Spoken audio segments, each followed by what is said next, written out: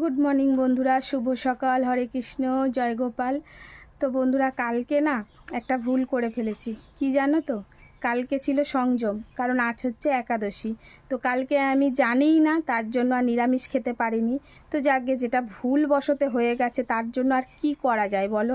তো যাই হোক, তবুও মনের দিক থেকে খারাপ লাগছে। আর তোমরা অনেকেই আমাকে বলেছো, তার সঙ্গে সঙ্গে আমার ননদও ফোন করেছিল যে কী গো, কালকে একাদশী। তো আমি ভুল করে যেটা করে ফেলেছি, আর কিছু করার নেই। তবে হ্যাঁ, আজকে কিন্তু একাদশীটা পালন করব। আর একটা বছর একাদশী পালন করার চেষ্টা করব বা করব। আর উপর থেকে যদি বাবা সহায় হয়, বাবা যদি আশীর্বাদ করে, নিশ্চয়ই আমরা পারবো। তো আমি বামুন ঠাকুরকে ফোন করেছিলাম, ঠাকুরমশাইয়ের কাছ থেকে জেনে নিলাম।